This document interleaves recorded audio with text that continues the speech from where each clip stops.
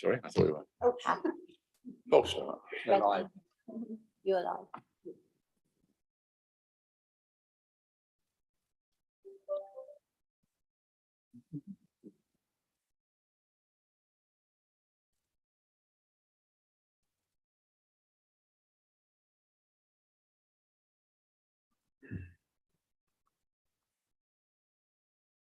Thank you. Good afternoon, everybody, and welcome to a monthly meeting of Overview and Scrutiny Committee. And welcome to our guests, members, and also to those members of the public who are viewing on YouTube. We'll start with item 1, to receive apologies for absence, please. Thank you. We've had apologies from Councillor Connor, Councillor Purser, Councillor Wicks and Councillor Hewlett. Thank you very much. Item 2, the previous minutes you have in front of you on pages 3 to 12. Is there any comments or amendments you wish me to make before I sign those? No, I've got no issue.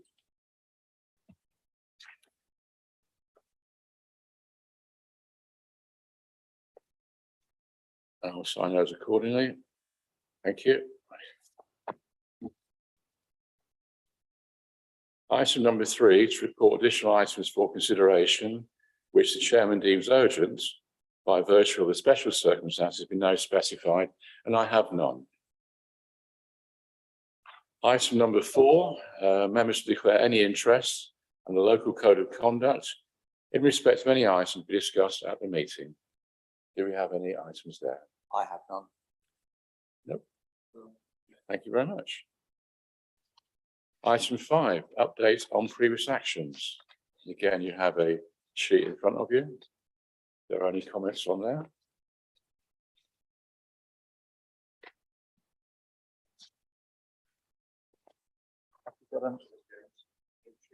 Yeah. So you said in front of us, I don't have. Right. Yes, electronic. Yeah. Yeah. Yes. Anybody else? Yeah. Councillor Scanlon? Thank you, Chairman.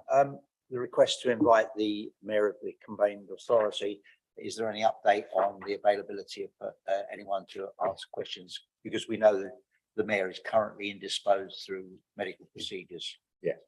I am informed that Deputy is not available at the present time, but we are working on a future day for her to appear instead of the Mayor. And that is being chased up. Thank you. Anything else? In which case, it's my pleasure to welcome today Clarion in the forms of Sally Greeton, Head of Operations, Sally, Yvonne Ogden, Neighbourhood Investment Manager, Daniel Reid, Director of Partnerships East and Central, and also John Furman, a Regional Director of Housing. Welcome to you all. Glad you could make it today, and the traffic as it is this time of year. We have had a presentation pack before us, but if you'd like to highlight anything in that particular presentation before we go into questions. Indeed, yes, thank you. Yeah, we'll go through the presentation. Hi, I'm Sally Greeton, I'm Head of Operations. I'm going to be starting off by giving a bit of an overview of our services at the moment. Dan's going to talk particularly about development, and Yvonne's going to come in at the end with our Clarion Futures, our charitable part of the business, and give an update from there. I always like to just start off with a bit of a general sort of overview, and forgive me if I'm telling you something. Oh, that's my kind assistant. Next slide, please, John.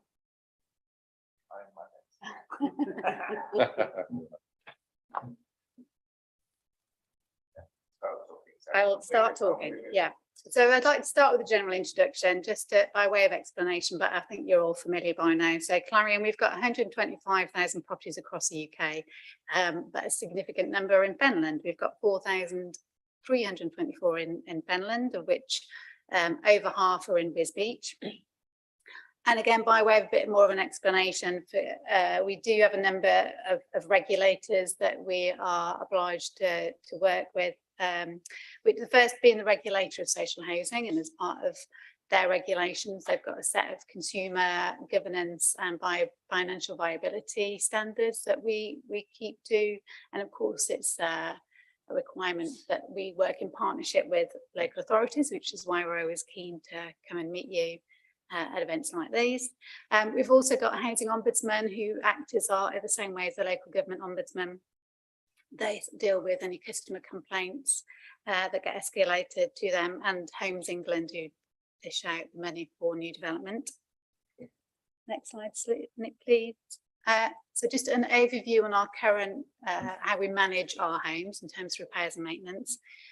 We've got, first of all, a regular sort of safety checks that get undertaken on a regular basis. The main one being our gas safety compliance, which currently I'm pleased to say is running at 99.74. I think a few years ago, we had some challenges with our gas contractor. I'm pleased to say we don't have those same challenges today. We've got a really good contractor that we've worked with now for a few years, and we're happy with the service that we're getting from them. We also, of course, undertake other checks periodically on our electrical periodic testing in the properties, as well as other things like asbestos, lifts, fire risk assessments regularly get undertaken as well. So then just moving on, we've got day-to-day repairs, service. Obviously, they undertake any sort of ad hoc repairs that need doing. They're either classified as emergency repairs that get done within 24 hours. And we've managed to do about 99% of all emergencies within 24 hours. Anything that's not emergency is classified as general repairs, and their target for that is 28 days. So that's everything else really. We've got a new phone line recently, which has helped customers to get through in a dedicated phone line through to our customer services team. And also we introduced last year a new system, which means that customers can report things online, which means they can book it online, they can track it online, and again, that's been really well received. But as well as the day-to-day repairs, we've got our planned investment programme, and you may be familiar with the social housing decarbonisation project, where we got with partnership with yourselves. We managed to get some funding from government, but we also put in £6.3 million of investment ourselves, and that's going to see a number of properties get quite significant home improvements, which is really going to improve the energy efficiency of their homes. So we've got 50 properties that have been done already and 200 more in the pipeline.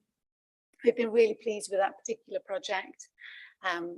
It was a pilot that we took part in, and we've been one of the few pilots that has been as successful as it has been. So we're really pleased with how well that's going, and that's the same, that work's continuing this year and next. Of course, part of the legacy from the stock transfer was that we would carry on committing to supporting aids and adaptations in Fenland. So last year we completed 42, which was a little bit less than normal. That was a bit of a COVID hangover.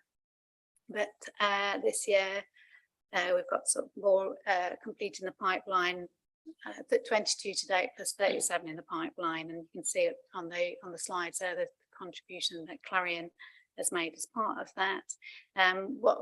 Probably a bit of an under-reporting, because we also do significant numbers of minor adaptations, so things like lever arch taps. We just do as part of our day-to-day repairs. But I have spoken to Dan, just that we're going to be doing a little bit of an audit of what our spend has been on aids and adaptations in the last 5 years, to make sure that we're keeping in line with the transfer agreement.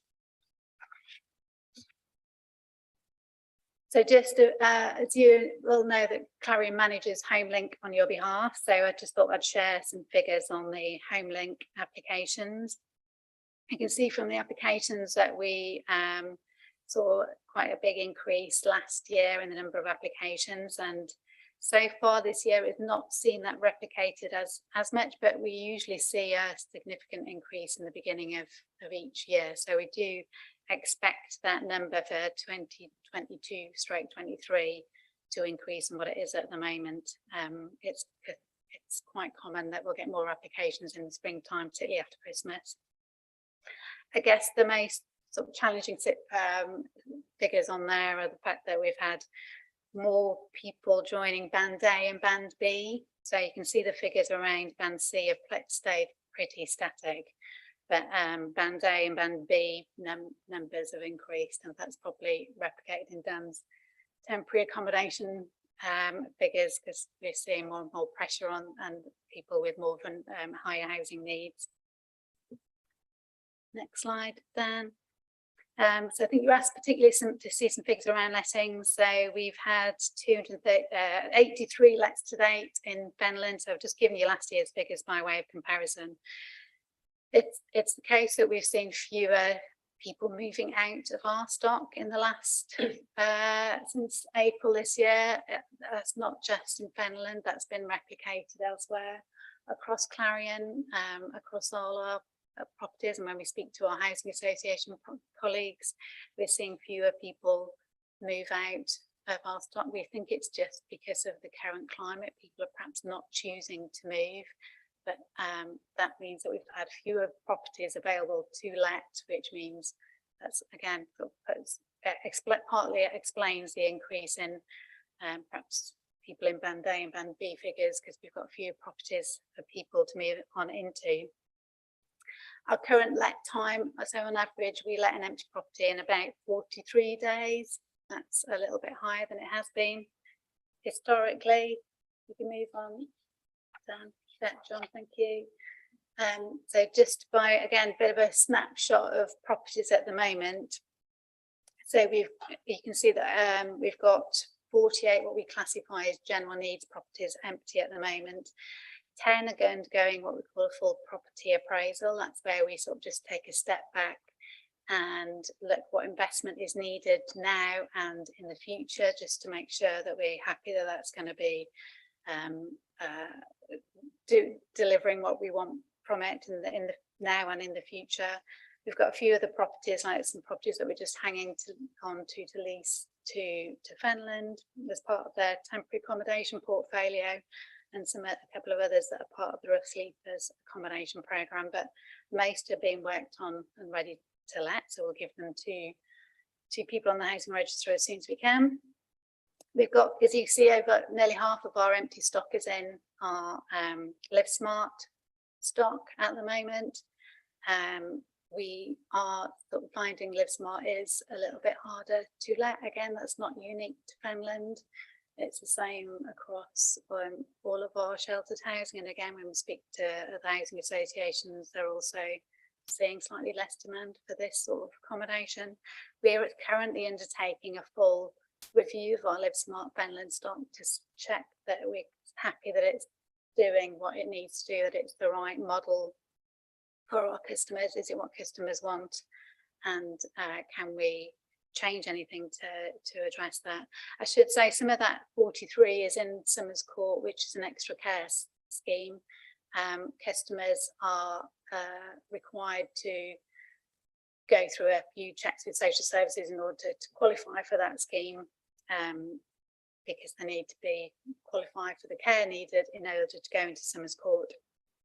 So we actually, of that 43, probably the most are in Summers Court, and they does take a little bit longer because of those hoops that customers have to go through in order to be nominated there. We thought it'd be, and I'm sure you agree, appropriate to put something in here about damp and mould and how we deal with that in our stock. Obviously, there's been a lot in the press recently about damp and mould. And so we already had what we think is quite a robust response, but we have sort of accelerated it a little bit in recent weeks. So we've put a significant amount of investment into devices to monitor things like humidity and ventilation. So staff have got these gadgets that they can install in customers' homes. We will regularly refer cases to specialist surveyors for them to check for damp and mould in properties. And also all our staff have gone through enhanced training, and we want to do that to make sure that anybody who gets visited by a Clarion member of staff, whether it's a surveyor or a Live Smart manager or one of our neighbourhood officers, that they know the signs to look out for in order to escalate that issue quickly, so we're responding to it quickly. There was a particular question about East Fields, and I'm going to hand over to John at this point, if that's all right, John. Sure. I think the question was sort of wondering about sort of stock and whether that could replicate. Eastfields was very different stock. We took over a huge amount of property down in the London Borough of Merton, which had had decades of underinvestment, and it was identified very early that a number of estates there would need full knockdown and regeneration. That was because they are already at the end of their life, and that's where this came about. There were some delays in getting that scheme up, and that's how that occurred. The stock in Fenland is nothing like that. The stock in Fenland is stuff that still has life, and we're investing in. So there is no chance of sort of the replication of anything that happened in Eastfields happening down here. The presentation includes a link to a report that we did on that particular area and the lessons learned from that. So please feel free to take a look at that. It's on our website. Just a couple of things to mention. We experienced, again, you're probably aware, a cyber attack early this year. I'm pleased to say we are kind of back operating as business as usual. There's a few because we've had a bit of a backlog in some areas. I see a few things taking a little bit longer than we'd like normally, but we are back online and full telephone services open again. A bit like COVID, we had a few challenging couple of months whilst during the cyber attack, but I think we've sort of come out the other end with a few really good lessons that we've learned and some improvements as a result. We hope as soon as we got the cyber attack, we opened our live chat services to our customers, and actually that was something that our customers have really liked. So we've found that that's been really helpful in perhaps diverting customers away from the telephone, so it frees up the telephone for those that can't use live chat. But the live chat is customer services are on the other end. It's not a robot, and we get some really positive feedback. So we're finding that that's something that we were able to provide during the cyber attack, and that's ongoing. And also during the cyber attack, we made sure we had more presence on our estates, and we knocked on, we reckon, nearly 70% of Fenland homes, or we rang up and spoke to our more vulnerable customers during that time. The photo is of one of the many litter picks we did during that time, just so that even though people, if they had problems getting through to us, we had a greater presence on the estates, and we want to make more. Repeat that moving forward. So when we do estate inspections, which we do on a regular basis anyway, just make them a little bit more high profile so people know we're there and can come out and talk to us. And a couple of other positives. Again, you've probably heard about the Rough Sleepers Accommodation Programme and Next Steps, which we've been doing in partnership with you and the Ferry Project. They've been going really well, and we're really pleased to have been able to work with that. Obviously, we're successful in some funding from government, but also we put some funding into purchase specific projects that could be used for former rough sleepers to move into accommodation successfully, and so that's been working really well. Our tenancy specialist manager and team who work with our on ASB cases have been working with the Safer Wiz Beach project, so we've been really pleased to support that. And also, we're happy to carry on supporting by providing temporary accommodation to Dan's portfolio to help with those increasing pressures in that particular area. And then finally, just thought I'd share some of our customer feedback and performance. So we measure customer satisfaction in multiple different ways at the moment. So we do specific surveys after the repair has been completed. We also do surveys of our contractors as well. So we're currently getting averaging about 91.6% for our satisfaction with our repair service, which we're really pleased with. Similarly, our gas engineers are getting really good feedback on about 91.4%. Another way we just track our performance is via Trustpilot, which is one of these online consumer websites, and we're currently about 4.1 stars on that, if you want to take a look at that. So we're pleased at that. the regulator is currently reviewing how they're going to be measuring, they want us to measure customer satisfaction in the future. So we're going to be shifting to a new set of satisfaction targets, which are around perceptions. So that's something that we're working on now, and expect only next time I come, it'll be a slightly different set of performance measures as a result of those changes. And I've just put in again some performance figures around how we're doing on repairs generally. So currently we aim to do, of course, everything first time, and we do about over 90% of our repairs are completed first time. Emergencies, about 99 completed on time. A little bit longer for routine, but that's not surprising because they do tend to be a little bit more complex in nature and maybe require 2 or 3 contractors to go out to get done. But we're still quite pleased with our performance at over 80%. That's my bit. I'm going to hand over to Dan, who's going to talk about new development.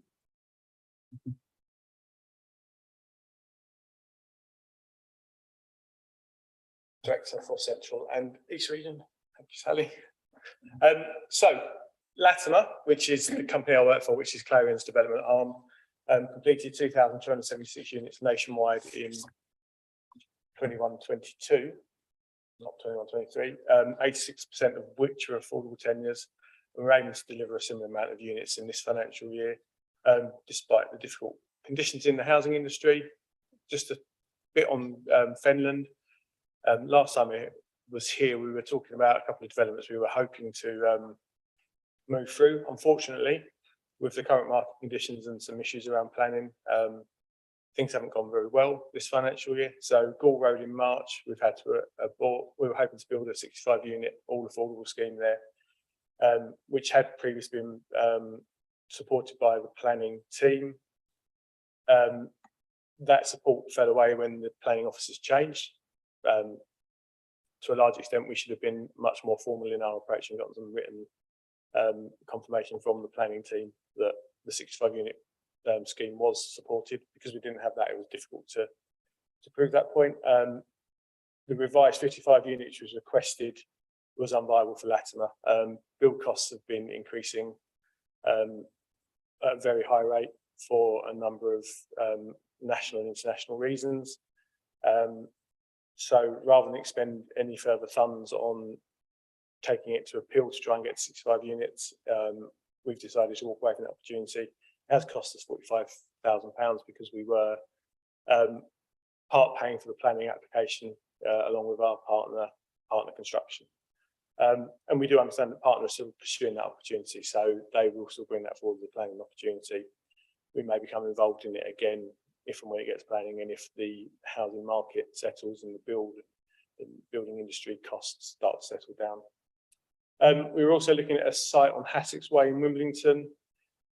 That's a site where we, as the property owner in that area, have what is termed a ransom strip, but it's not quite that. It basically means that for that development to go forward, whoever develops it would need our permission to move the scheme over a certain amount of land.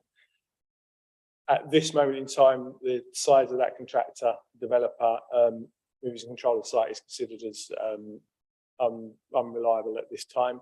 That's not in any way a look at that organisation, but in the last year, nationwide, we've had 5 contractors go bust where they've been a small to medium company. And so we're concentrating more on developing with the large organisations such as Lovells, who are quite active in this area, Higgins, Hills, Bellways, the companies we have joint ventures with. Slightly smaller organisations we need to be a bit more careful with in the current market circumstances. We do continue to look for a number of long-term possibilities in the district. So we've got a strategic land team who are looking at those schemes that will have a sort of 5 to 10 years before they actually start seeing houses coming out of the ground. So they'll take options and try and get planning permissions on the land. And we continue to pursue Section 106 and package deals in the locality. We are looking at the large Persimmon development in March, but it is a competitive tender, so we will be going up against all the other housing associations who are interested in those units, but we will be bidding for those units. Just a little bit on the small sites. So we also have a strategic sites team. they're very specialist in that my team is a new land and new business. So we buy sites, then we pass it over to the development team or delivery team to build out. The strategic sites are those that we already own the land on. So in Fenland, it's Roman Court and it's Springfield Avenue. And on those sites, we try and do all of the homes for social rent rather than shared ownership, because that owning the land allows us to be a little bit more strategic in what we spend the money on and what we can deliver there. So Roman Court, we're looking at the financial viability and reverting to you in the new year, but we're looking to build 16 affordable homes for social rent there. And Springfield Avenue in March, planning application has been submitted. We are looking to do that as a MMC project, so a modern methods of construction project, because that will attract more Homes England grant, and we're estimating that we will hopefully get the planning permission in place and we'll complete the development in July 2024. Thanks, Over to you.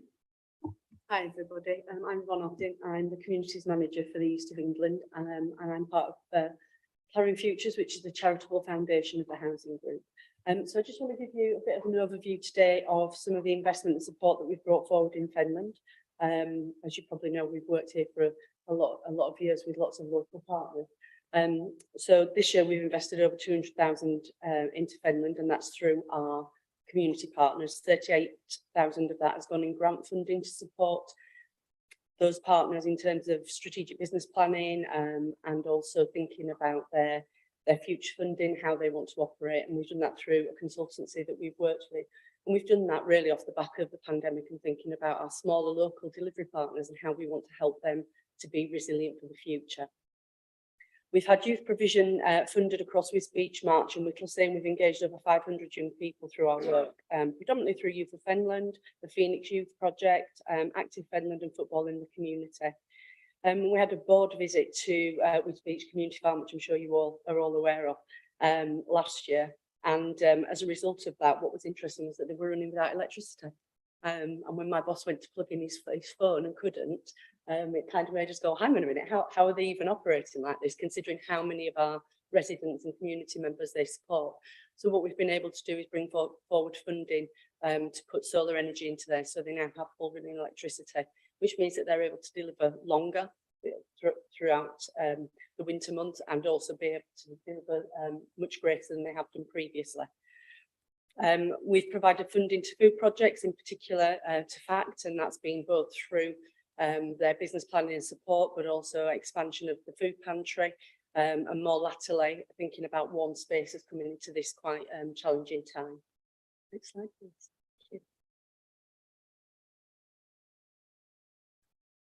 So when we're talking about the other elements of Clarion Futures, we have a full digital partnership, and at the moment we're working with Cambridge Acre, the Oasis Centre and the Ferry Project through the CLLD ESF funding to deliver digital skills training, and that's through weekly sessions and supported by our Clarion Futures digital champions. And those are people in the community that we've trained up to support residents and other members of the community to engage with digital.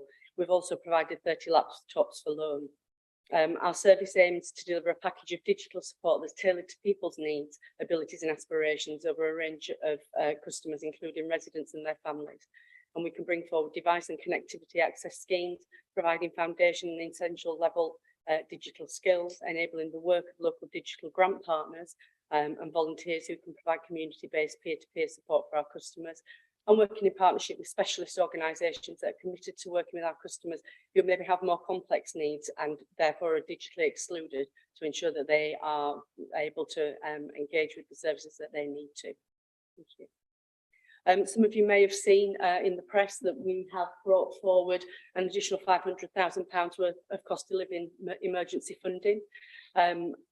It can be no surprise to people that this is high on our priority list.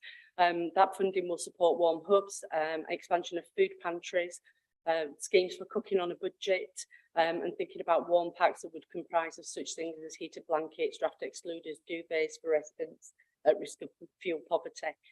And just to say, some of that money has come directly into Fenland in terms of support for FACT. and the warm hubs that they will be delivering for us. We have also increased our reach in Fenland this year with our money support scheme, by over 50%, providing money guidance and energy advice through 782 interventions to over 200 households. And we continue to be a champion for the local assistance scheme in Cambridgeshire, which delivers grant support across Fenland. Thank you. Next slide, please. Our jobs and trainings team are focusing on upskilling our residents and raising aspirations, and they're doing that through a range of opportunities in land-based industries, introducing innovative ways of delivering maths and English at GCSE, yes. Increased schools awareness of apprenticeship opportunities, and so far this year we've enabled 40 people to engage in sustained employment. Our local to global project is a schools initiative raising awareness of wider opportunities in broadening horizons. And we've worked with both Neil Wade and Thomas Clarkson with 60 young people. And those young people have been involved in research projects across 2 broad themes, thinking about how community influences their lives and their chances, and the importance of community cohesion. We've had a number of mentors that have been engaged in supporting those young people. And that culminated more recently in those schools and schools from across the east of England and London coming together at our head office for an award ceremony, which young people found really inspirational and a really good way of being able to spread their research. Next slide, please. One of the things that we have been able to bring forward is living off the land, which is vocational training, and this has been in partnership with People and Animals at the Community Farm and funded through CLLD European funding. And this has really looked at thinking about what's traditional careers in Fenland. So we've been doing introductory courses to land-based careers. We've run ASDAN short courses in equine welfare and behaviour, horticulture and ground maintenance. That's just a snapshot of the work that we've been able to bring forward as Clarion Futures this year. And as we move into even more challenging times, we will be working with our community partners to provide support to our residents and the wider community over the coming year. Thank you. Thank you all for your presentations. I'll open up the questions now from the panel. Councillor Sawyer and then Councillor Scanlon. Thank you. Thank you. I have several questions. Do you want me to put all the questions at once and then reply to them, or would you prefer me to put them individually? Right. First of all, I think Clarion Futures is doing good work with youth provision and funded food hubs, etc. And I heard several mentions of Wisbech, Whittlesea and March, but none of Chatteris. We have 4 market towns in Fenland, and so often Chatteris gets left out. So I'd like you to address that issue. Also, I would like to know what the average waiting times are for people on the housing register. And are these all local people? Are some of them people who wish to move into the area? And you mentioned the empty properties in sheltered housing. Some years ago, we had live-in wardens in each sheltered housing. And what I hear from residents is that was one of the draws for people going into sheltered housing, because they had reassurance somebody was on site. Now we have one warden who's available by phone or drops in once a week or whatever. And that could be possibly the reason why people are no longer opting to go into sheltered housing. My last thing was on bands A, B, C and D. There's no explanation what those bands relate to. So probably you could, let us know what they relate to. Thank you. We do work in Chatteris, and apologies for not mentioning it, but we've worked in Chatteris with Youth of Fenland, and we've also worked with the libraries there. So we look at Fenland as a whole and we identify where that need is, and we look to work with partners to bring that support forward. Can I just come in there? Thank you for that. But perhaps in future, you could remember to mention it in the reports, because any member of the public reading that will think there's nothing going on in Chatteris.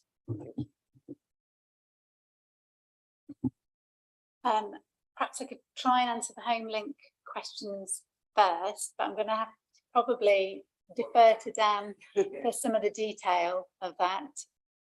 Do you want to? Yeah. just in terms of the home link allocations policy, so that's Fenland District Council policy that Clarion manage on our behalf. So they do the administration of the policy, but the statutory responsibility is a Fenland District Council issue. So what we can do is try and go away, and I'll get you some, but we'll be working with Clarion because they manage it on our behalf, to get some statistics about average length of time.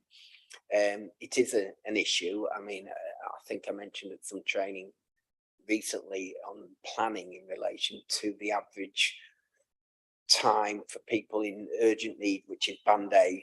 And I'll get you a copy of the link of our policy as well, Councillor Haig, so that you can see how I'll get it out to all members on the panel, so you can see how the different priorities which lead to the different bandings, A being very high, D not being very high at all, highest and lowest. So I'll get you some data on that, but there is an increasing pattern of more people in band A, and there does seem to be a shortage. I was speaking actually to John and Sally on Friday in relation to family accommodation coming available across the country, a slowing down of people moving out for whatever reason, which is causing problems for Fenland District Council with regards to meeting our homelessness responsibilities in relation to the number of people in temporary accommodation. Again, Clarion are helping with that. I think Sally referenced in her presentation that the 6 additional properties which are very welcome for us to place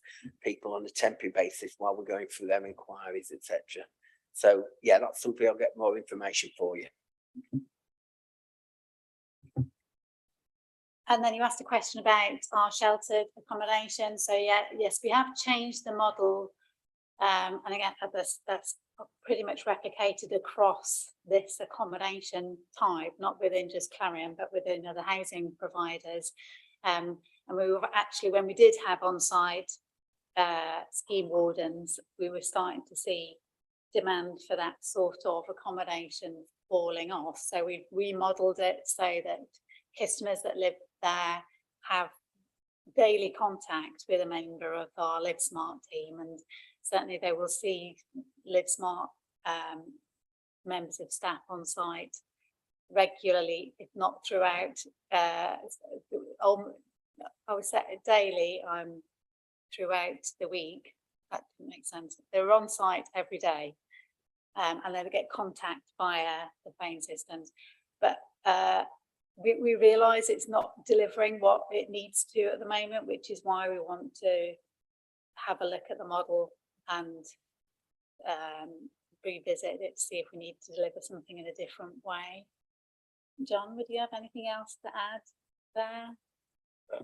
No, I mean, the old model also became challenging when funding was changed, and I think that's why the industry moved away.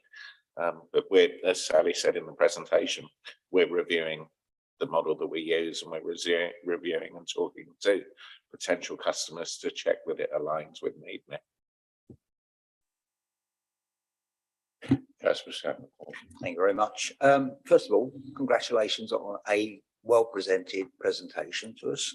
I have a few questions. Going back a few years, we had a winter emergency, and Clarion didn't come out very well in that because the engineers couldn't get spares from their suppliers because they got the old adage, well, Clarion haven't set and they'll build, so you can't have the spares. What has been done to correct that?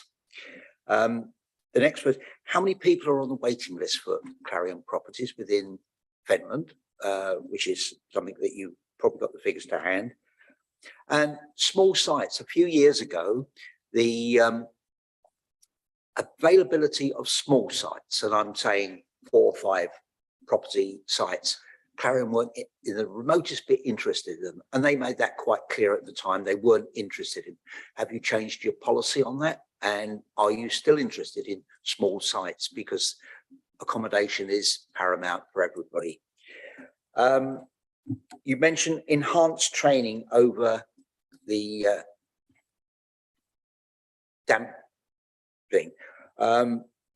What do you mean by enhanced training? Because I remember reading somewhere that you were going to revisit properties that have been reported over the last 2 years.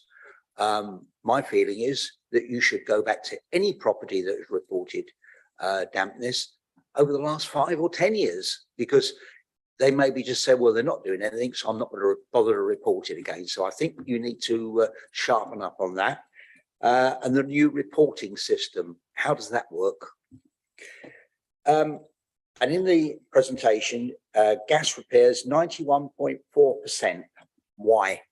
It should be 100%. Gas is a lethal substance when it goes wrong, and we've had plenty of evidence of where something's gone wrong with gas and houses disappear in a pile of rubble. So I think it's something that that should be 100%, because gas leaks or anything like that should not be tolerated under any circumstances. And we've all seen the results of that. You mentioned food hubs. Are you supporting the food hub in Whittlesea? Because it says on there you are. And I think the chairman of that organisation would probably clarify that a little bit better. And you also mentioned about the working programme, and you mentioned March and Wisbeach. There's no mention of Cromwell at Chatteris or Sir Harry Smith's at Whittlesea. Do you extend the programme for future works for those two schools? There's no mention in the presentation of that. Thank you.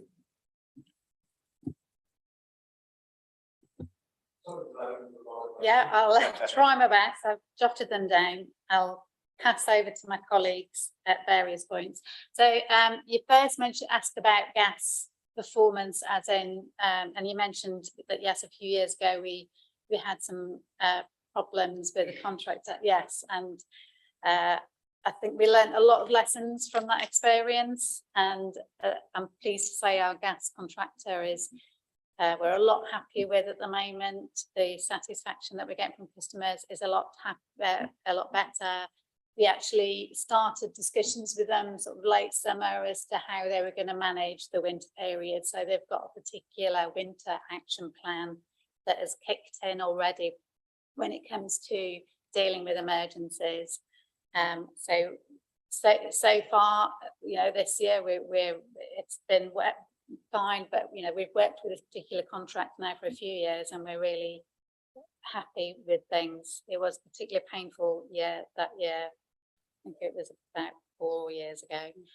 And just connected that, you mentioned about the performance on the gas contractor. We're over 99% on the compliance figures. I don't think there's anybody in the industry that gets 100%, and the issue normally is access being given by our customers, and it usually means that we're actually resort to having to take customers to court in order to get injunctions. Those are the ones where the odd few that we can't get in, and we've got quite a robust process in place, which means we can take injunction action to get access. I can see John's finger poised there to add. Yeah, the 91% that you referred to was actually just satisfaction with the work, and that doesn't mean 9% of people aren't satisfied. What it means is we ask people to rate things from 1 to 10. Do you give it 1 out of 10, 10 out of 10, and then we take the average. So we're getting an average of over 9 out of 10 from people. So most people are saying, yes, that's fine. Quite a lot of people never give us 10 out of 10 for anything, and I think that's just the way it is. But we're very happy with an average of over 9 out of 10 for the satisfaction with the contract. Question about the number of people on the housing register. So we currently got about 1,568 at the end of September on the housing register. That's for HomeLink, so that's for all social housing in Fenland. That is steadily increasing this year compared to previous years. You asked about damp and the training that's been going on at the moment. We're looking at all sorts of data at the moment to try and get a really good picture of where we need to focus our efforts. So we're looking at where our contracts, even if there's even a sniff of issues to relate to damp and mould, we're looking back at our history of repairs to see what we need to go back to. We're starting off where we know there's a problem, and we're starting to dig a bit deeper into our historical records to look at where else there might be some problems again, John. Again, I think it's only prioritising. So when we're talking about 2 years, we're saying that will be a priority with the resources we have. I think our intention when we start to gather all the data and take all the photos is to get into every property we own. And I think that is what we wish to do. But obviously we have to prioritise, and the best way to do that is to start looking at people who are informing us that there's been a problem and going back to those first and then gradually spreading it through. To that, we're also doing some obviously comms out to customers too, so they know exactly what to look out for, what signs to look out for. There's going to be a dedicated line for them to contact us on if they've got any problems as well. So, you know, there's things like a section of our website dedicated to damp and mold, so customers can get advice by visiting the website. I think it's also, you asked a question about enhanced training. I think we have a group of specialist surveyors who are very well trained, but what we're trying to do is make sure that anybody who goes into a property is trained to a sufficient level to be able to recognise something and report it through the mechanism, and that's where the enhancement comes in with the training. Oh, do you want to? Small Small sites. sites, Bill, then, yeah. Yeah, on small sites, if we own the land that are being built on, we will continue to look at the small sites that we have in the locality. So we've got garage sites, some of the old care sites that are no longer developed. If we don't own the site, we're very unlikely to look at a scheme that's less than 50 units. As an organisation, we're not set up in a way that we can, economies of scale for us to work on those smaller sites are less economical for us. If a developer brings us 3 sites that are close to each other that would come to around 50 units, we will look at them. In other local authorities, we are looking at sets of sites together. We've recently done a deal in Uttlesford on that basis, but generally, if it's below 50 units, we are going to struggle to get involved in developing it if we don't already own the land. And I'll just pick up on the jobs and training question. So our jobs and training offer is a national offer for all of our residents and the community in which they live. The local to global piece of work was done specifically with those 2 schools because they've been engaged in the research that happened the year before, and this was a project that came out of that research. We absolutely happy to work across all of our schools. So it will depend on whether it fits with the school's curriculum, whether they want to engage with us on that. But our jobs and training team work with a wide variety of schools, and so we'll be happy to do so. I think there was one last point about reporting of repairs. You asked about that. So we've got our customers can, rather than ringing up and reporting something, they can do it online and track it online now. So it means that they don't just ring and then, you know, rely on that other person taking details. They can actually see it, see what progress is being made, and know what's going on, but via their online account. Thank you. One of the things you have to be aware of, Fenland hasn't always got a very good internet system. So you may have, and I live in an area that suffers terribly from internet. So just be aware that not everybody can report it online. Might be desirable, but not always feasible. I think, you know, we've got no intention of taking away the old school phone systems. I think by creating these other digital offerings, it means that those people that can use online do, which hopefully means that the phone lines are open for everybody else. Oh yeah. Can I just try and clarify my colleague's question on the food hubs? Are we talking about the warm hubs as opposed to the food banks that you support in March and Whittlesea? So we support warm hubs and we support food pantries as opposed to food banks. We tend to work through the Trussell Trust with food banks. So if they're a Trussell Trust member, we would provide support through that. If it's a food pantry, as fact is, then that's the one that we support in Fenland at the moment. Happy to talk to other food hubs around that. In terms of warm spaces or warm hubs, our intention is not to create warm hubs over and above what's already been provided by a local authority, but to try and meet a need. And we know that with fact, they service an awful lot of our residents, so they've been successful in some of our grant funding to be able to open up their centres for people who perhaps need additional support through this challenging winter. Yeah, thanks for that, Yvonne. The last 8 years, we've just had a food bank, which is not trust for trust orientated. And I've happened to be the chairman for the last 8 years, so please speak to me later. Thank you. Absolutely, not a problem. Question, Councillor Booth. Thank you, Chair. I'd like to go through my points individually as opposed to bombard you with loads. So the first point is regarding maintenance, and I've asked for a number of years now that when you come to us and do presentations, you give us a breakdown of things such as, you know, how the maintenance is going for air source heat pumps and also oil-fired boilers, because particularly in the rural areas, you know, we don't have gas. There's probably a high proportion of people in Fenland not on gas, and your presentation always seems to focus on gas provision. So can you give us some background around that, and can you please ensure you give us that information in future presentations? I think I must have asked for it for about 3 years now. So. Apologies that I haven't. The gas contracts sit separately, so the other contracts tend to be part of Clarion Response that do the bulk. So the reason it's not pulled out separately is because it's part of that overall repair satisfaction figure that I've given you, whereas we track the two separately. But as I say, we are going to be reviewing in line with the regulator our satisfaction figures and how we monitor customer satisfaction. So I don't know, John, is there anything more you know about that in terms of? It's very early days at the moment. They're asking us to come up with ideas, but then I'm sure they're going to work through with us to sort of make sure that those ideas are robust and may well end up dictating certain measures for us going forward. It's still very fresh though. I guess follow up to that is there were issues around, you know, not only parts for gas repairs, but parts particularly for air source heat pumps, because it's more of a niche area, and you know you don't get the parts as ready available. So I think you told us that had been resolved last time you were here.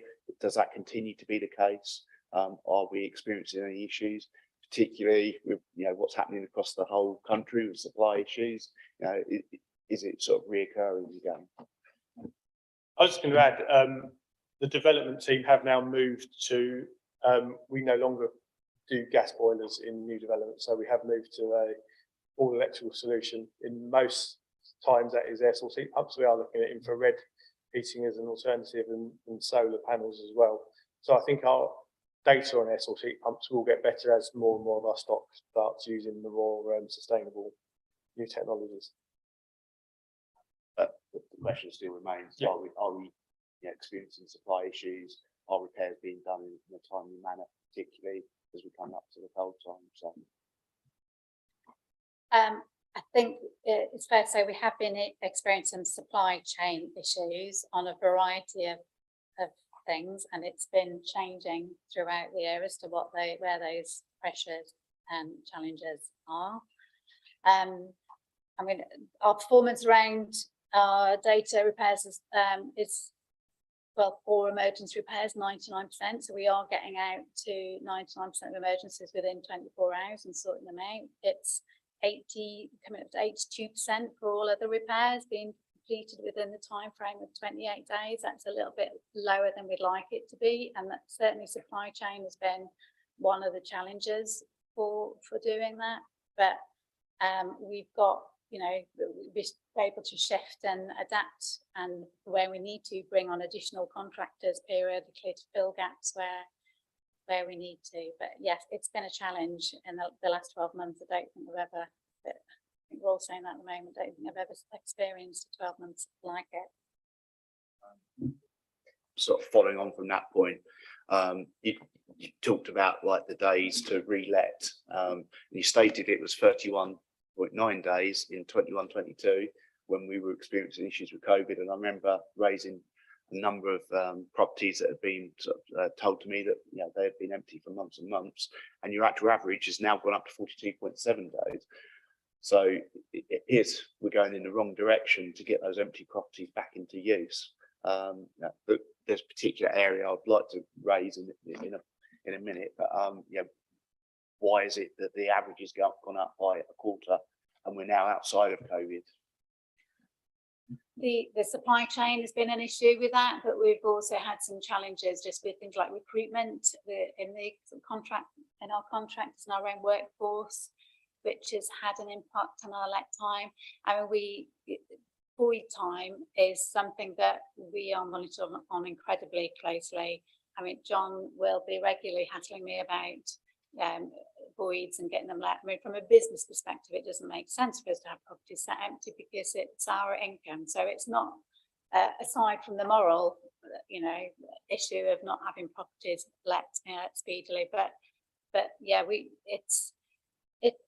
as I said before, it's been one of the most challenging 12 months that I've ever known, and supply, having staff available, and we're starting to see our issues with that as a result of damp and mold. Means some of our resources are trying to shift away to damp and mold, so we're making sure our properties that are let are sorted, and that's going to have a little bit of an impact as well. I think we're talking really about a national issue here. Dan alluded to in his presentation, build costs are running away, and that is meaning that operatives are also starting to be able to earn significant money, and people are looking to poach them.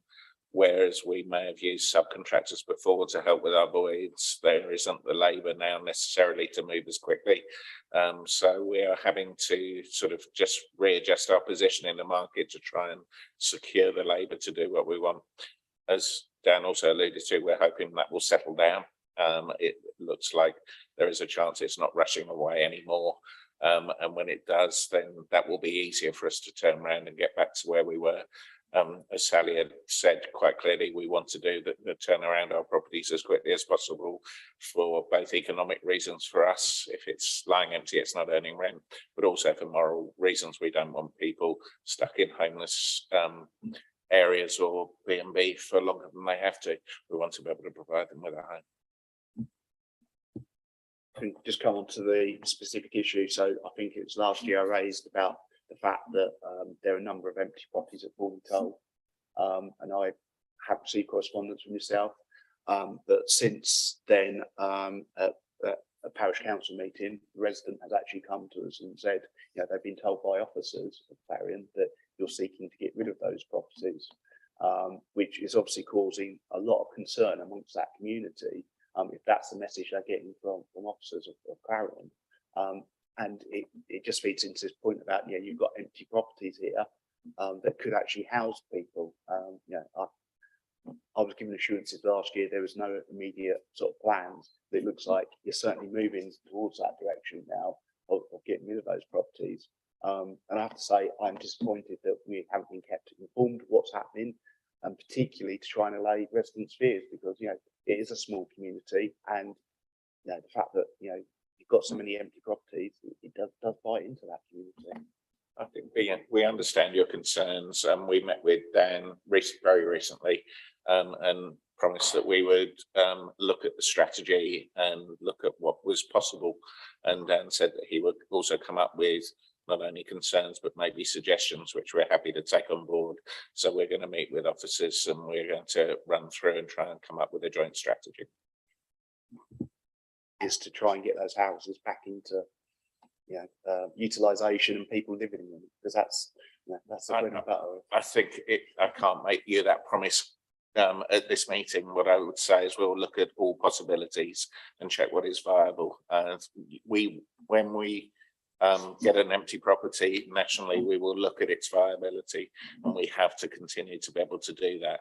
So Dan has raised with us your concerns as members and his own concerns, and we've agreed that we'll take those on board and we'll try and work together to come up with solutions where possible.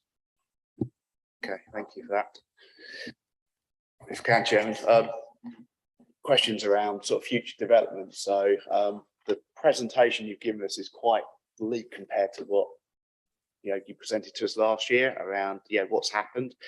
I was particularly concerned about the comments that you'd gone to the district council and got sort of, I guess, informal guidance that the 65 home proposal would be acceptable, and then you've been told at sort of formal stage that it wouldn't be.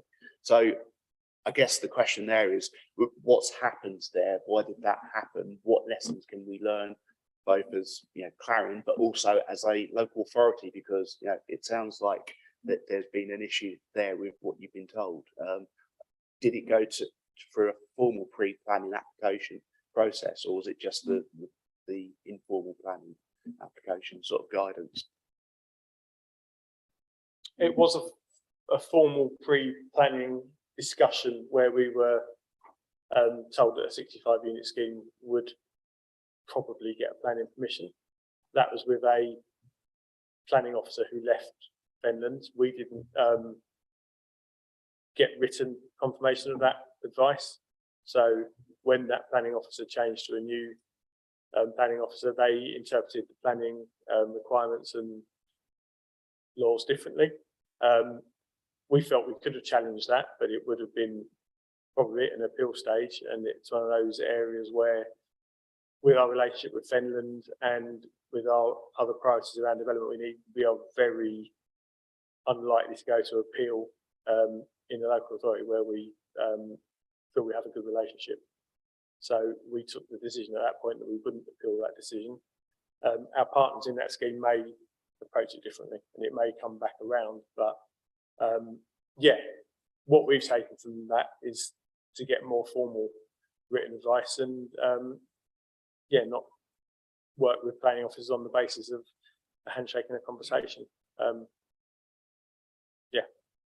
So just to clarify, you did pay the pre-application? I would have to check that, whether it was a formal paid planning application or not. And again, Dan may know the answer to that. We'll let you know.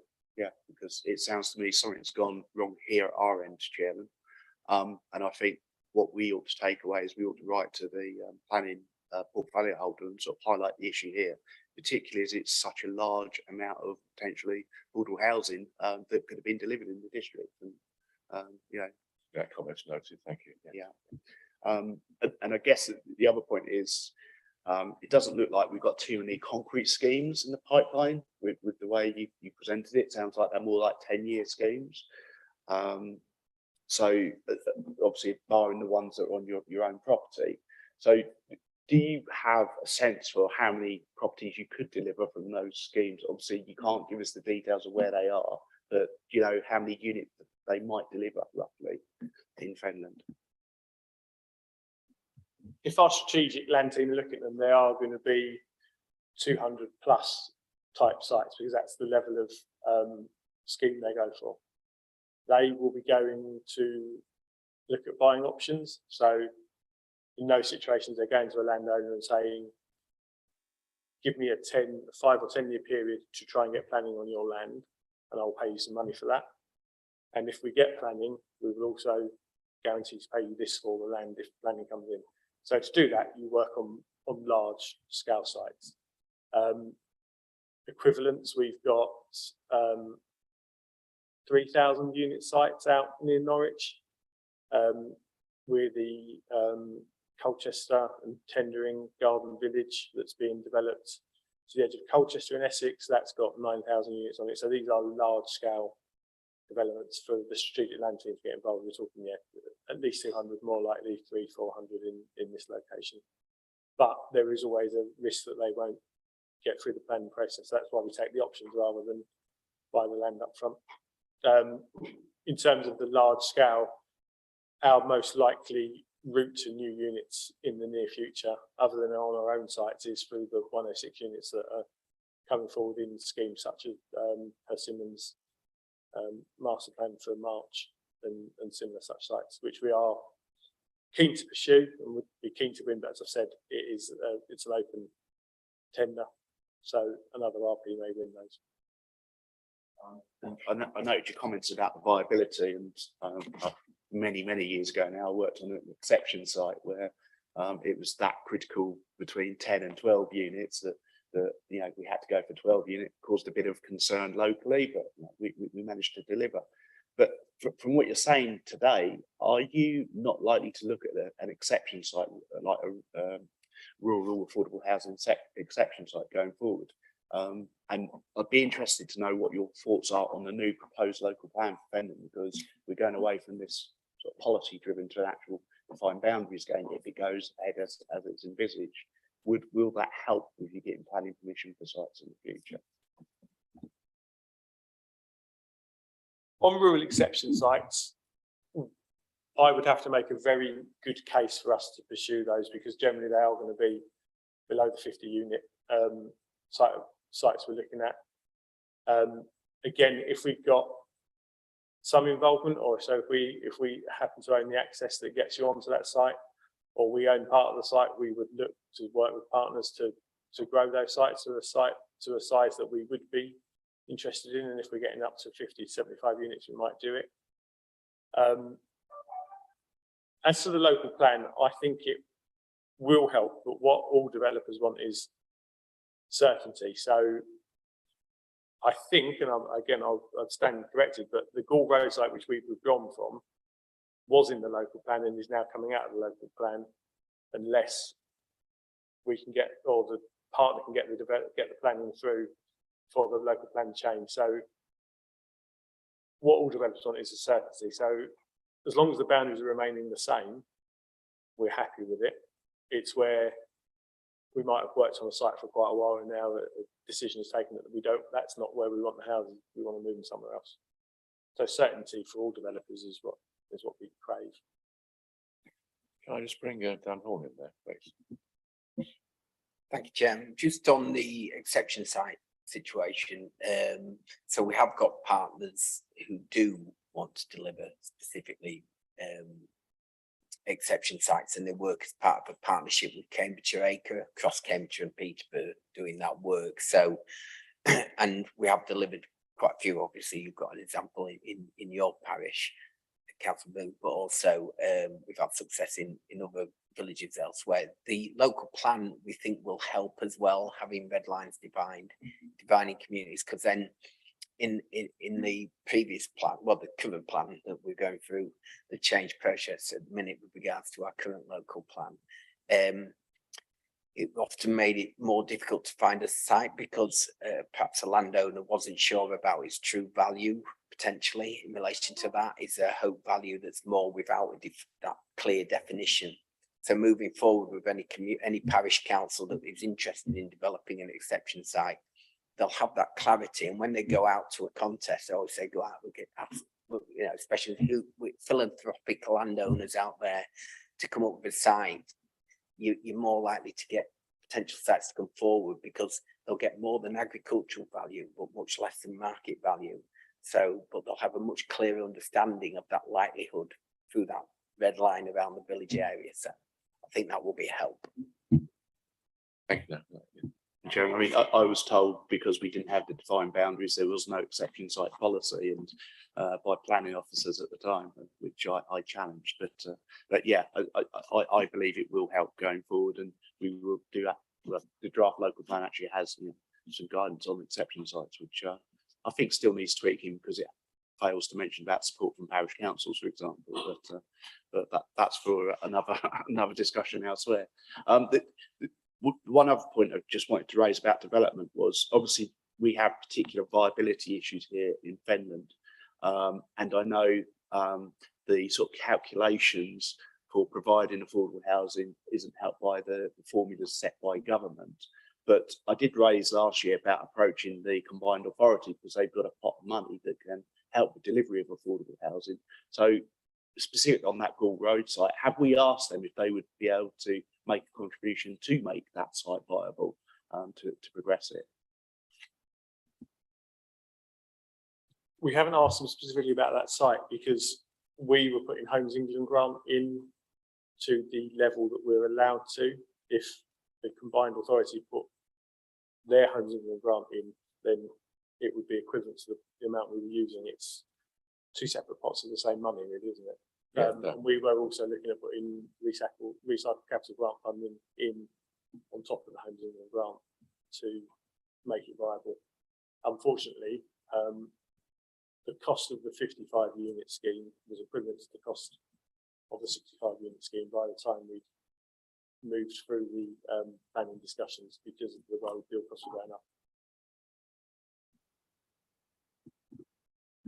So Yeah, just to say, I think that the funding allocation from combined authority related to affordable housing is now complete. I think in terms of it's fully committed the remaining elements of that funding. I'm surprised to hear that you can't have contributions from both pots, though. Kind of defeats the whole point of the combined authority having the funding, but there you go.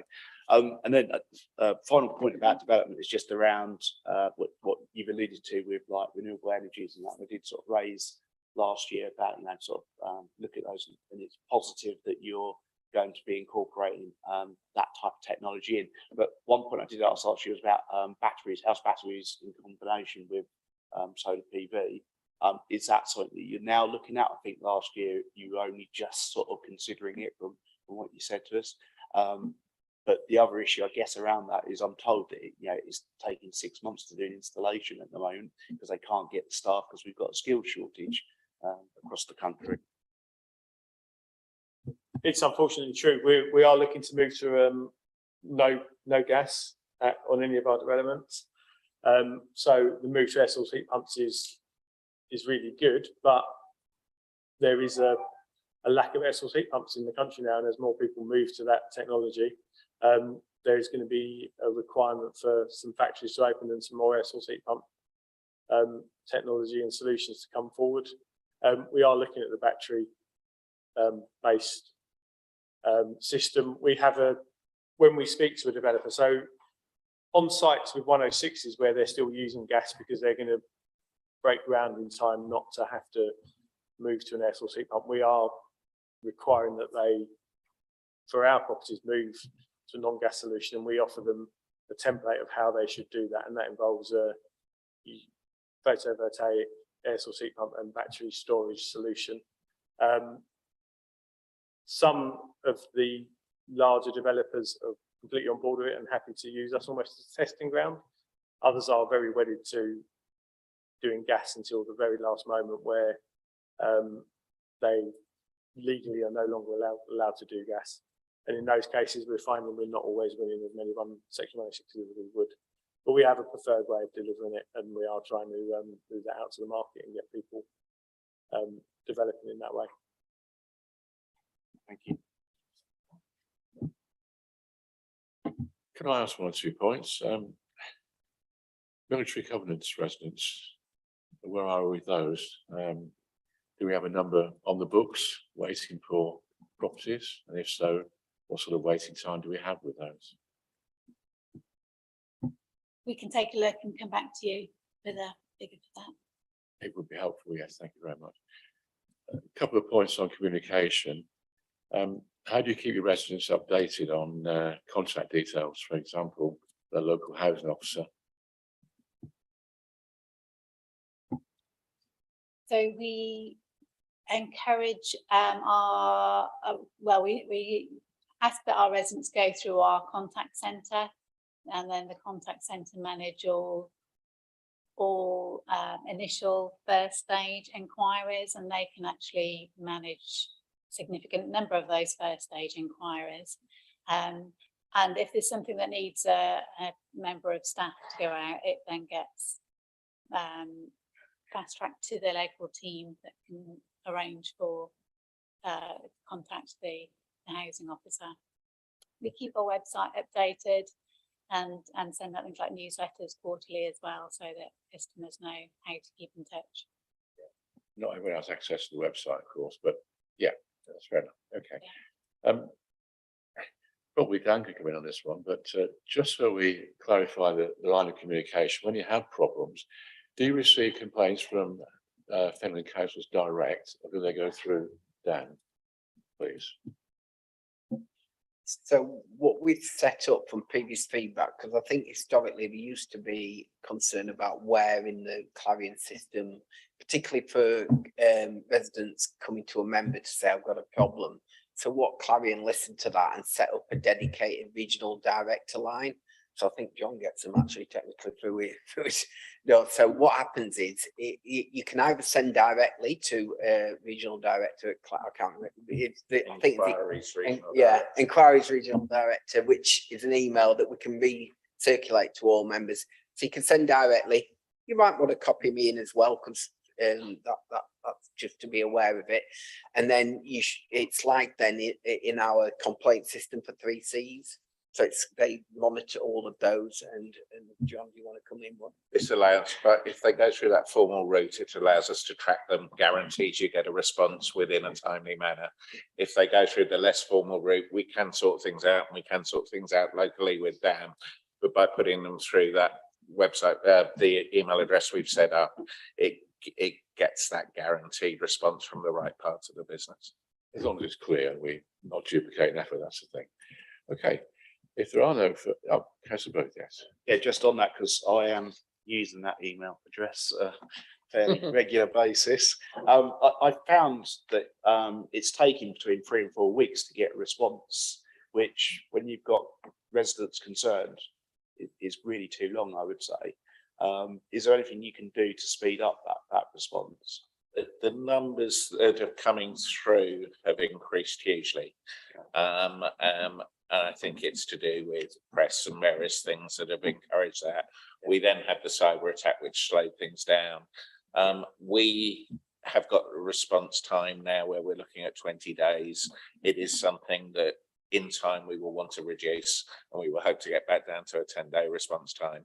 But I think we've got to make sure that we've got the mechanisms in place and we can retain the staff in place to turn around what we have now before we drive to that. That's certainly where we want to be in the long term. Yeah, it's just I found, normally it's after they sort of tried every avenue with yourselves that they approach us, and then I'm having to wait 3 or 4 weeks to get a response. Yeah, and it's the mechanism as much, because they're processing numbers that it may not get out to the team straight away.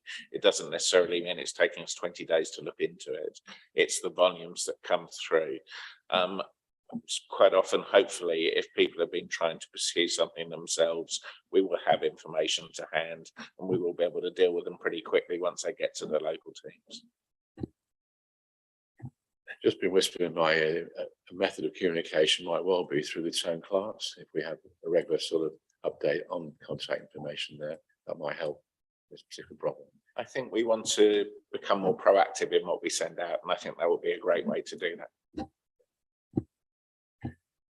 With no further questions, thank you very much indeed, Sally, Yvonne, Daniel and John, for being here today, and your report on the annual review is noted. Thank you for your attendance. Thank you. We are going to write to the portfolio holder for planning regarding the issue. Yeah, okay, yeah.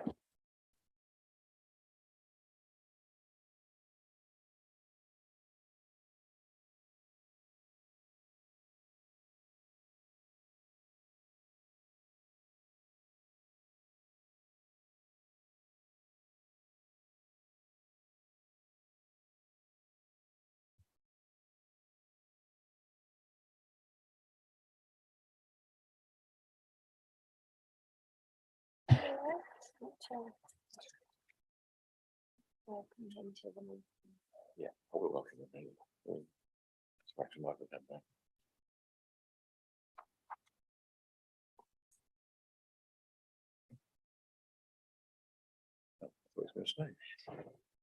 Right, we'll move on to item number 7 on the agenda, the Wisbech Row update.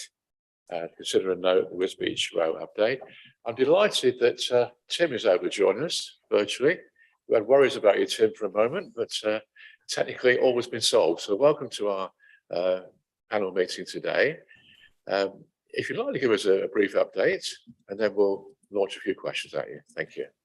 Thank you, Chair. Thank you, members. Hopefully you can all hear me. Is that Can you all? Yep, good. Thank you. Thank you. Just by way of introduction, I'm the interim head of transport at the Combined Authority.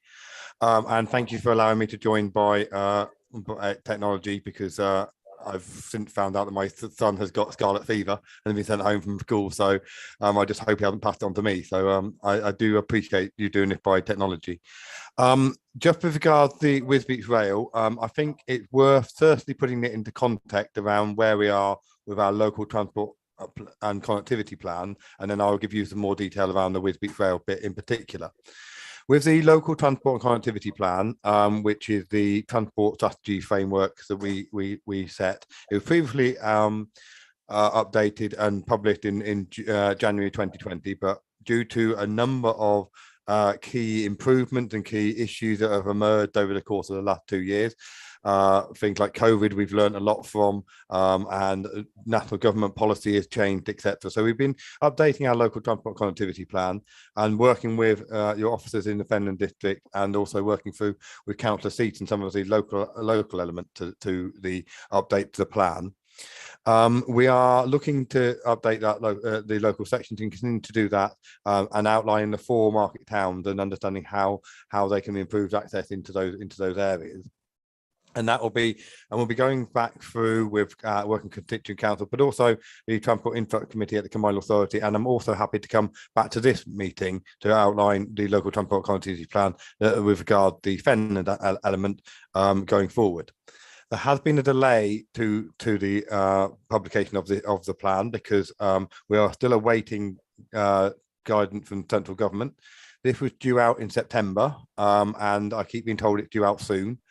Unfortunately, we can't publish our revised plan without at least seeing a draft guidance, because we've been informed that in order to bid for future funding, we'll need to make sure that our plan is strongly aligned to that policy, and therefore we need to make sure that we're mapping against the critical scheme. So just so you're aware, regarding that high level policy strategy statement, is that we're due to go to our Transport Infrastructure Committee and then subsequent board in March. It looks like that will be delayed by at least 2 months because of the delay in the DFT guidance. So that's just I just thought I'd outline that picture regard the strategic position.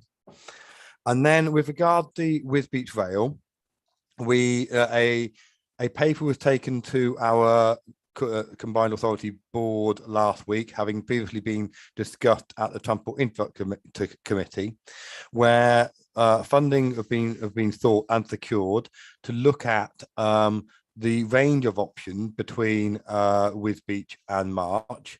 And that includes looking at heavy rail, but also it does include looking at alternative to heavy rail as well.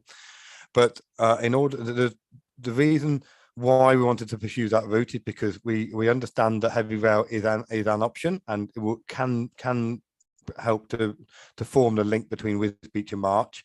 But also, even if we went down that route, we would need to outline that we have gone through the various other options on that particular route, and therefore we struck them out because of good reason, and therefore part of the optioneering work we would need to do that. And also there is a possibility that I hope you can all still hear me. The hope that we can continue to do work with regard to other options, and to see whether they could be delivered quicker, for less costly, etc. Just to go and fully examine those as well. So we're not going slow on the heavy rail, that's still continuing, but it also means that we can look at the other options that may be along that route, to help us to come up with the best solution. I think we have tended to get wedded to the answer, but actually it's the exam question of what we're trying to do, which is provide links between Wisbech and March, frequent, high quality, reliable routes that actually link into the wider rail network. And actually, how do we do that? I think is part of the work we need to do on the option appraisal report. But I think that's a key area where we're going to. We secured the funding to continue that option appraisal report with Network Rail. And Network Rail will be taking forward that option appraisal report, and we'll be feeding back. And as part of that, I think it's key that we engage the members of Fenland, both within the whole of the district, but also specifically as well within March and Wisbech, to make sure we get the answer that's right for the people of of the Fenland district. So that's a very quick whistle-stop tour around Wisbech, Wisbech Rail scheme, and the LTCP. And I'm happy to answer any questions. But unfortunately, I can't see anybody.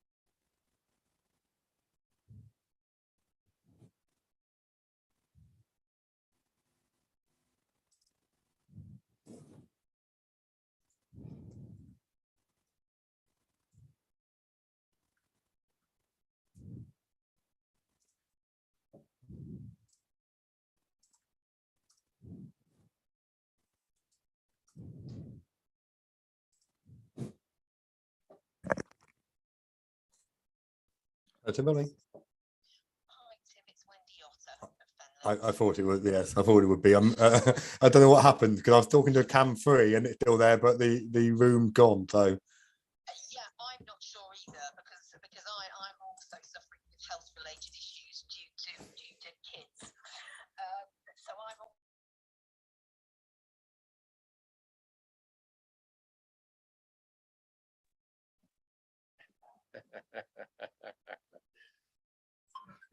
I'm sorry all. Oh, that was just Wendy Otter. So That's okay. Technical differences and Tim, but we're back now. So I think we're halfway through talking about the funding between heavy and light rail, etc. okay. So just to recap some of that. So I do apologise if I repeat some of that you've already heard. So we have gone through with board and with committee and have gone through and looked at a option appraisal report. We're going to continue to do work with Network Rail to look at the heavy rail option, but also as part of, even if we were going to decide that heavy rail option was the right option in the end, we would still need to demonstrate that we've been through and looked at all the options going forward.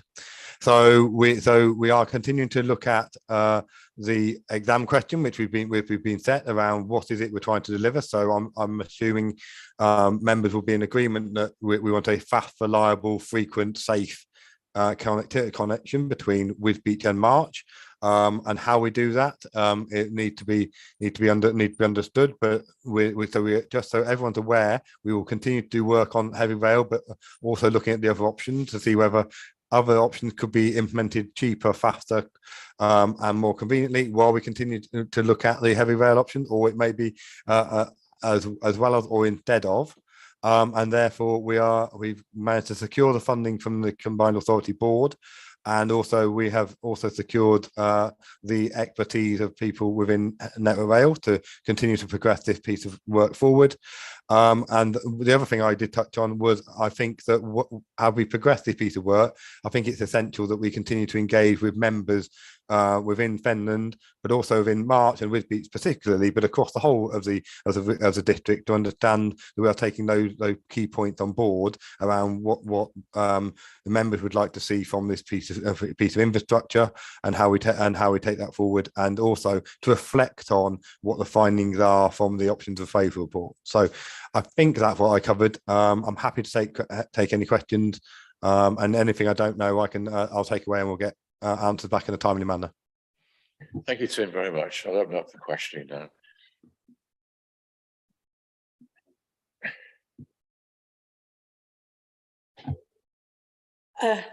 Thank you for coming to speak to us, Tim. I have a question about if the final decision is to go with heavy rail, obviously that is dependent on the Ely area capacity enhancements. What sort of time frame is there for the Ely area capacity enhancements?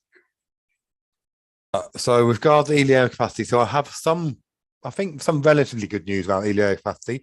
I went to a meeting of the all-party parliamentary group 2 weeks ago. I think it's maybe 3 weeks ago, and it was hosted by Transport East. So Transport East is the subnational transport body for what used to be the old East Anglia, so Norfolk, Suffolk, Essex, etc.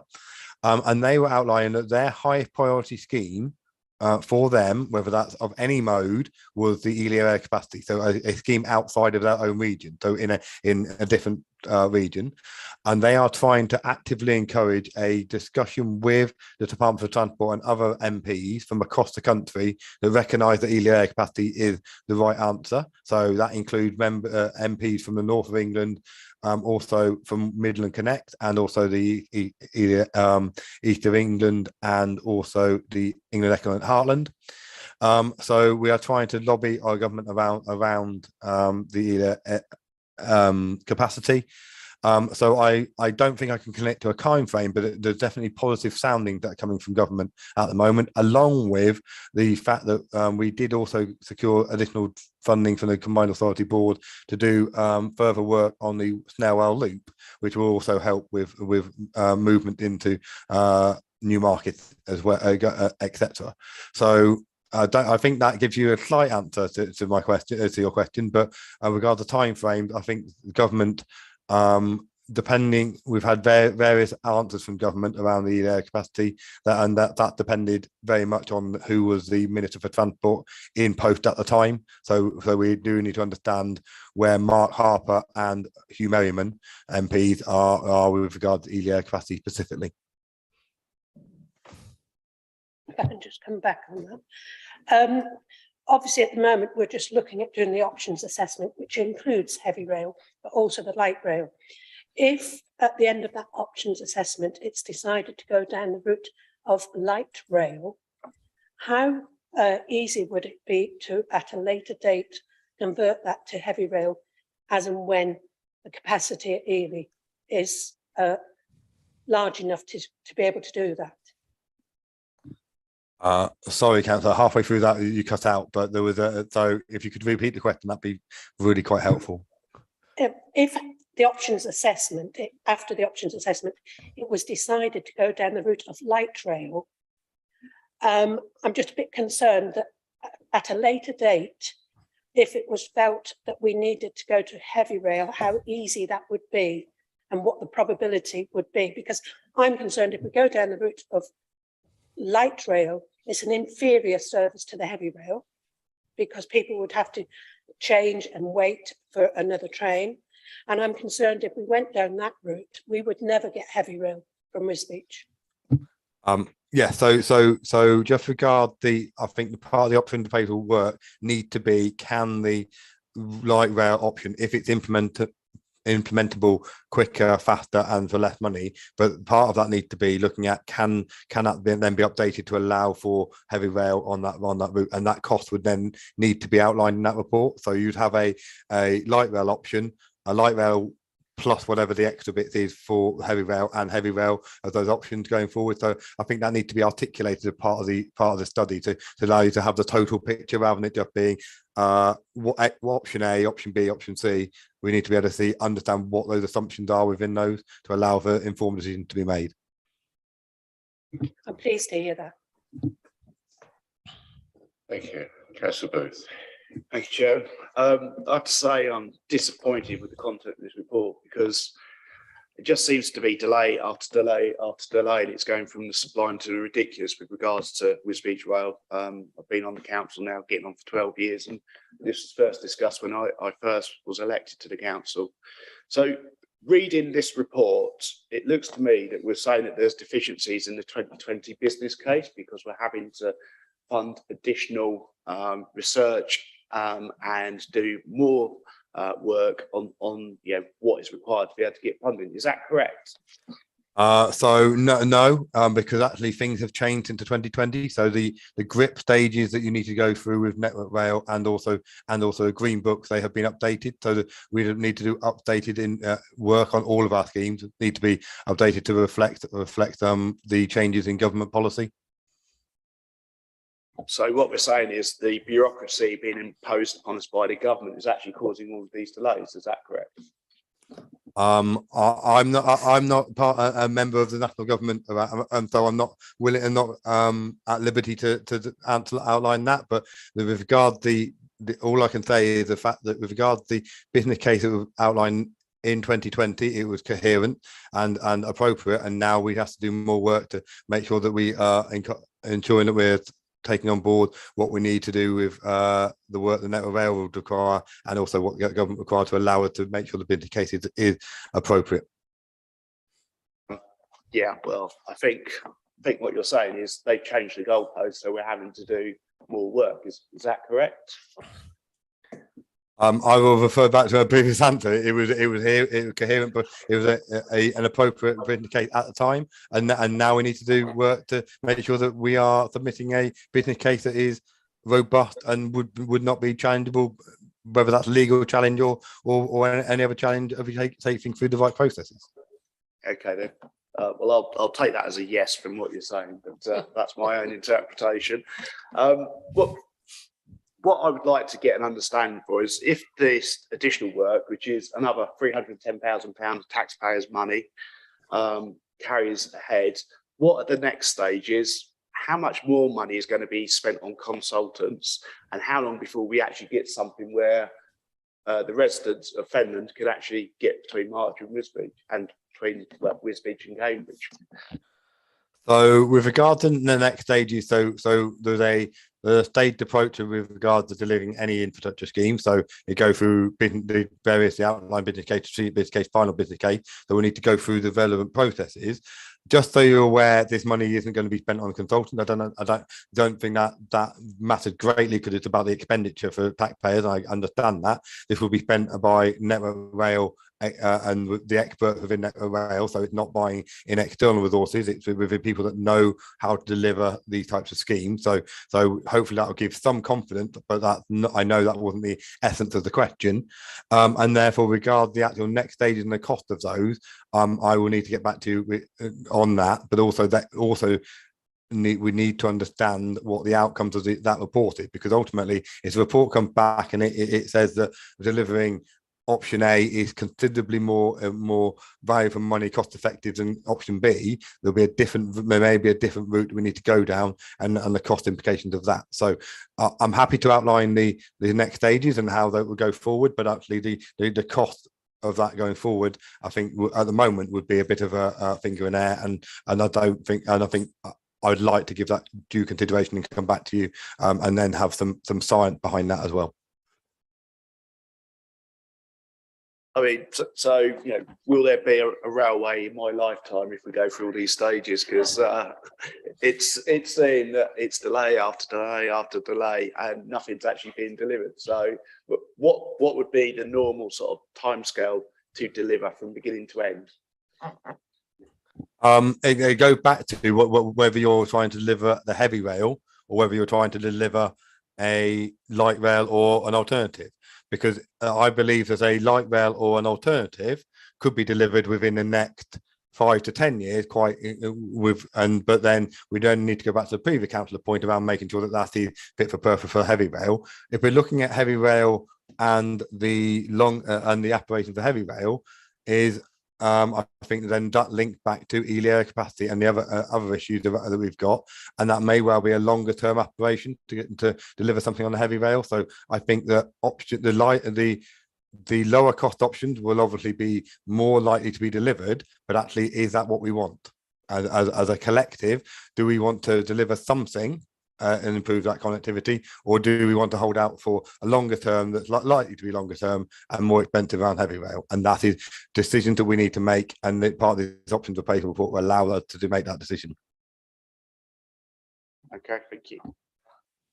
Councillor Scuttle, please. Thank you very much, Chairman. How much influence has the problems at Ely Junction having on the decisions for Wisbech Rail's progress?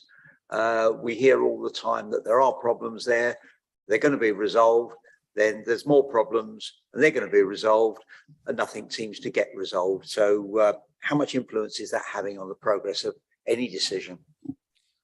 I believe it's having some, but as I said, referred to earlier, I think Ely capacity is coming up the agenda really quite quickly.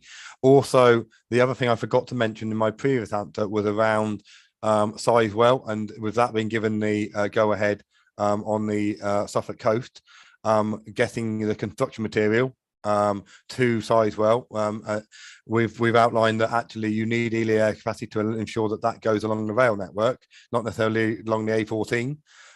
which because the sheer amount of aggregate, sheer amount of materials that will be required. Therefore, if you're developing Thrive-Well and for your energy solution, then in order to do that, you should easily be able to provide some of that funding for Ely capacity, because ultimately that will provide you with lots of benefit and also allows you to deliver Thrive-Well quicker.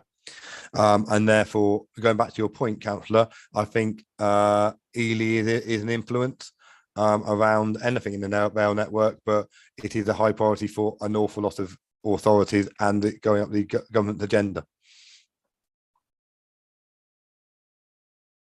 Any more questions? Councillor Just a more general point on page 52 of the pack. You make under item 3.10, you make reference to Wisbech Garden Town. Now, my understanding, having asked the leader and chief executive, that project has basically been abandoned because the government considers the whole proposal not to be viable because of flood risk.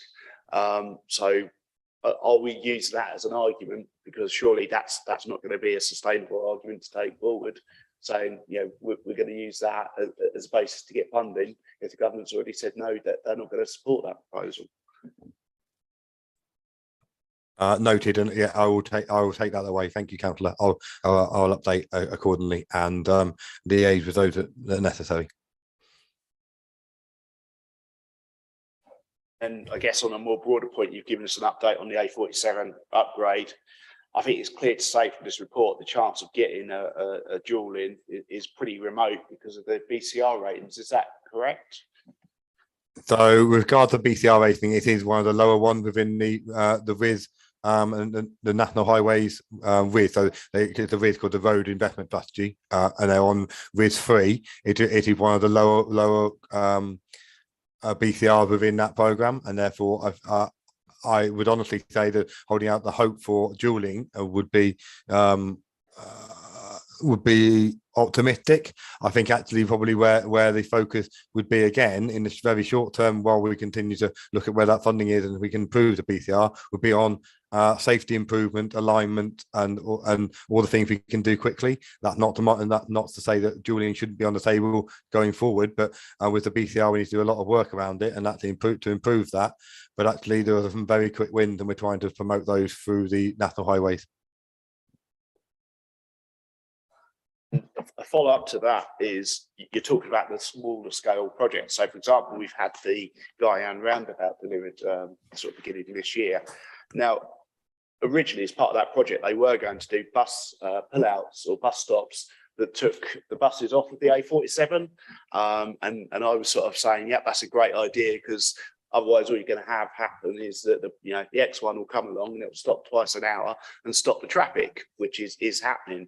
I can't get an answer to what's happened with that project. I was told, like partway through the Guyane roundabout project, that they were going to deliver it separately, but it appears to have just dropped off the radar. Do you have any information on that, or can you get any information and maybe influence the delivery? Yeah, if you leave that with me, Councillor, I can find out the information and get back to you in due course. Thank you very much. We're all finished. Thank you. Thank you, Tim, for that. It's fairly obvious that the heavy rail option is stalled for a number of reasons, principally the Ely North Junction problem and also further funding. So good luck with that. May well be that the lighter rail option might need to be explored further if we're going to have a link at all between Wisbech and March. But thank you very much for your input today. And your report is noted. Thank you. Thank you very much.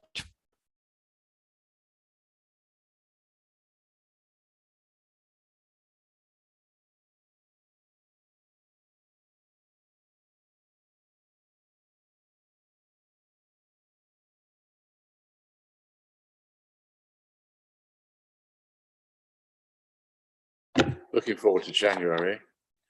We have a fairly heavy programme. The draft budget is going to be discussed. For your information, the leader may not be available physically, although he assures me wherever he is in the world, he'll be with us virtually for that particular discussion. We have the draft business plan, of course, as well.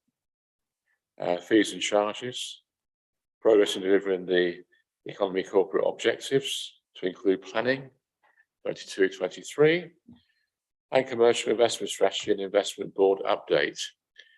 I do regularly attend the investment board meetings, although I missed the last one through circumstances. And also I attend the Future Fenland trading company meetings as well. I can't make the meeting tomorrow, but the vice chairman here is considering going in my place, so we'll keep tabs on that as well. So I think January is fairly full, and looking forward to February. We've got the annual revenues partnership, update on CPCA growth service and impact on economic development in Fenland, which may take place or may not, I don't know, depending on the availability of information there from the CPCA, the FTC enforcement review, and the progress of corporate priority environment. So the next few meetings are pretty full. I wouldn't suggest we try and include anything else in there at this stage, unless members think otherwise. No, we'll shake our heads. I think we're well occupied. The attendance of the CPCA mayor, which we know can't take place because he's medically indisposed. We were looking forward to having a representative for them to come to us. So at some time that needs to be programmed in to the meeting. I agree entirely, yes. Okay. Yeah, let me go on there, sorry. Yeah.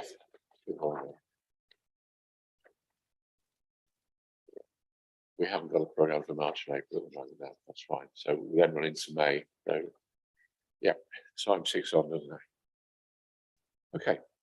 Any other comments on the future work program? Councillor Booth.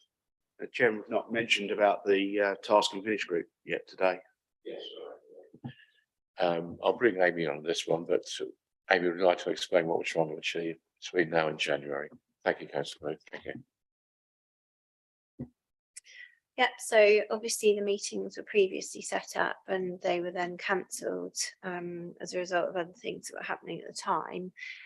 We've since tried to obtain member availability for the meetings to take place, which you'll know, obviously member services contacted you about that last week.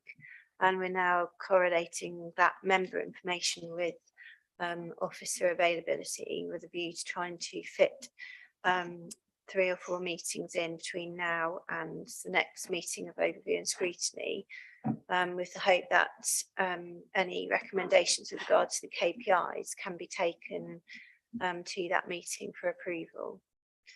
So colleagues are now ascertaining officer availability so that we can sort of try and come up with planned meetings to take place between then and now.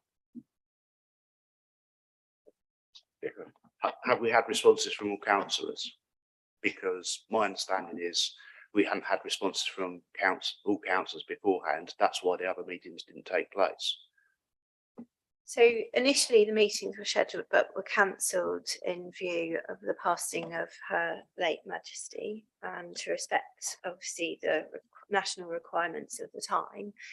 And then we sought to obtain member availability for the next set of meetings to be scheduled, and that's when we had some difficulties in obtaining everyone's availability.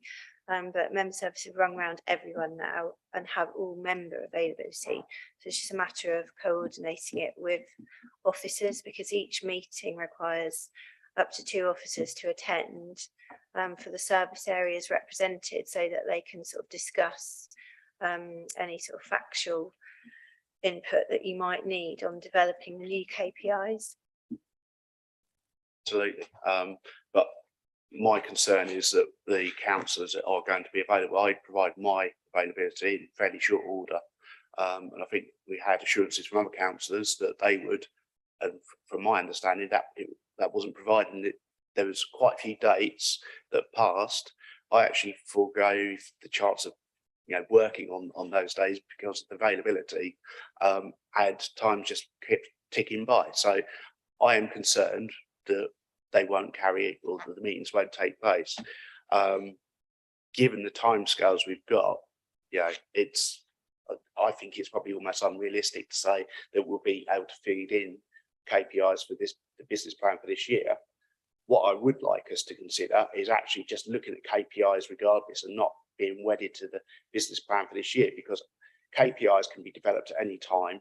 We can, as an organisation, say these are the ones we're going to be using, and I don't want us to be stuck with a false timescale, as it were, to say we can't deliver these KPIs because the business plan has to be agreed in sort of January, February time. So I think we should just carry on. We shouldn't be restricted by availability now. And if councillors don't respond, then I think we need to nominate other people to go on those task and finish groups, Chairman, because sorry, it's we put time by to do this role, and if people are waiting for responses from others and they can't provide that information, then it stops the work of the task and finish group, and I don't think that's acceptable. Yeah, thank you, Councillor. I appreciate you've been available all the way through this process. As I understand it now, your other two colleagues on the task and finish group are available for meetings, but it's a matter of dovetailing the officers as well into the equation. So I take your point on that. But my availability going forward after this week is very restricted because of, well, everyone gets busy in December. You know, it just happens. But yeah, I'm likely to be working more. So I have less availability. I think I said, I was available this Wednesday and one other day. And then after that, I'm pretty much booked out for the rest of the month.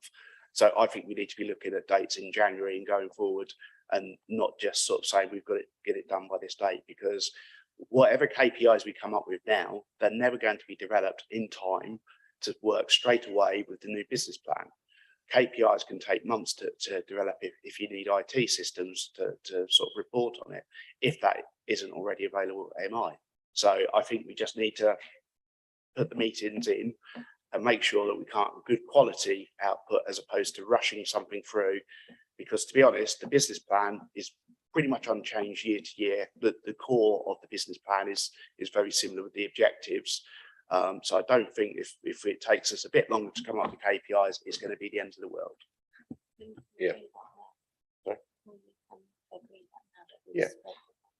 I think that's a sensible suggestion, really. I mean, you're going to need a minimum of 3 meetings, aren't you, the task and finish group to do anything at all, and the time is short over Christmas. So yeah, I think that suggestion probably moving forward is agreeable. Yeah. Okay. Thanks for that. Yeah.